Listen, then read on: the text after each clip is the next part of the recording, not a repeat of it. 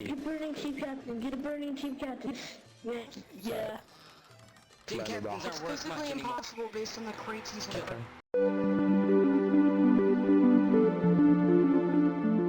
Hey guys, and welcome to a new video. This is pretty much going to be a hats galore once again, but I'm also going to be talking about a few of the unusual taunts that have come into the game.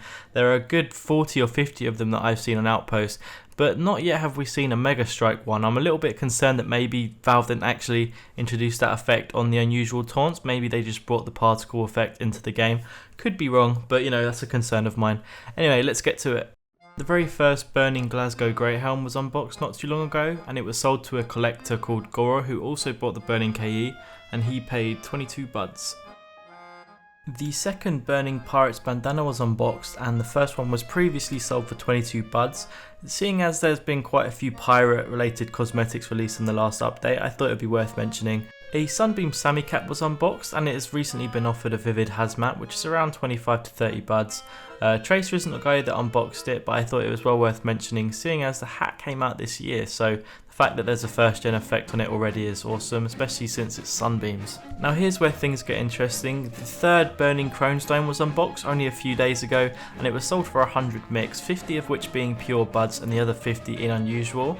Now to a lot of people this is considered a shark, because previously this Burning Crones had sold for 160 buds pure, but the fact is the owner asked for 50 pure and 50 in unusual, so whether or not it can be considered a shark is like, I don't know, very debatable, but I don't want to appear biased to either party. So to summarise, the buyer paid what the unboxer asked for, which was 50 buds and 50 in mixed, but later on the unboxer found out he could have sold it for maybe close to 200 buds in pure, so it's a very sensitive subject to a lot of people, and I don't know, I've heard a lot of people talking about it, but I'm curious to know what you guys think in the comments, so please do let me know.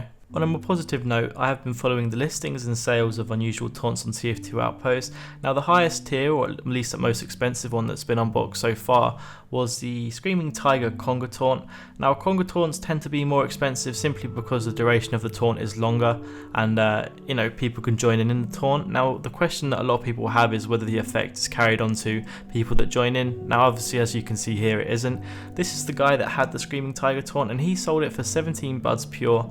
He was originally offered up to 25 to 30, but after the guy who offered that came online, he saw that there were quite a few other Conga Taunts on Outpost that had been unboxed, whereas at the time, for I think the first 24 hours at least, this was the very first one that was unboxed. So it's interesting to see how much, you know, updates like this can change value wise and price wise with the items that come into the game just within a few hours apart. Like it's kind of crazy. As far as tier goes on these unusual taunt effects, I would have to say Holy Grail and Screaming Tiger are definitely up there as maybe the top ones. People are already comparing Screaming Tiger to Burning Flames and Holy Grail to Sunbeams simply because that's sort of what they look like in a sense.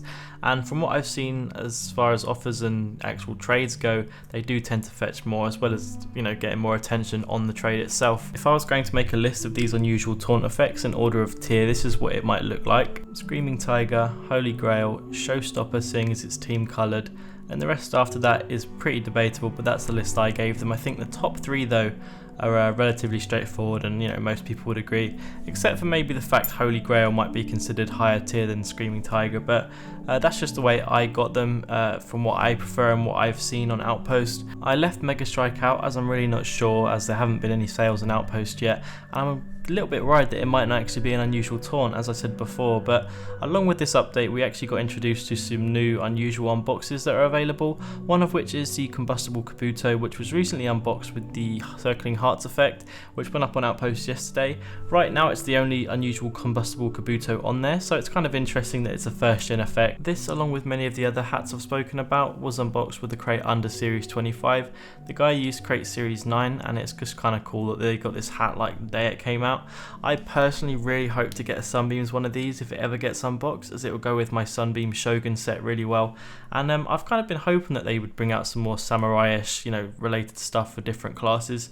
And there's actually been some ninja gear for the Scout, which I'm quite happy about. So yeah, maybe I'll have some new loadouts soon. The Razor Cut is a new hat that just came into the game and it's unboxable as an unusual. There aren't any first gen effects of the hat yet, but I wouldn't be surprised if when they do come into the game they fetch anything from 20 to 30 or even more. A lot of you may have noticed the tipped lid, which is a hat created for the Tip of the Hat's annual charity stream event. It's now available in unusual, so it'll be interesting to see what that goes for, especially since it is all class, and I reckon there could be a lot of hype behind that if a first gen effect does come about. Other than that, I tried to make this video a bit smaller with more information than usual, so I hope you liked the way I did it. If you didn't, let me know in the comments. If there's something you'd like me to change, then let me know that as well. And if any of you missed my 20k giveaway, it's going to be ending in 4 days, so make sure you're entered before I randomise the winners, and I will see you next time. Thank you for watching.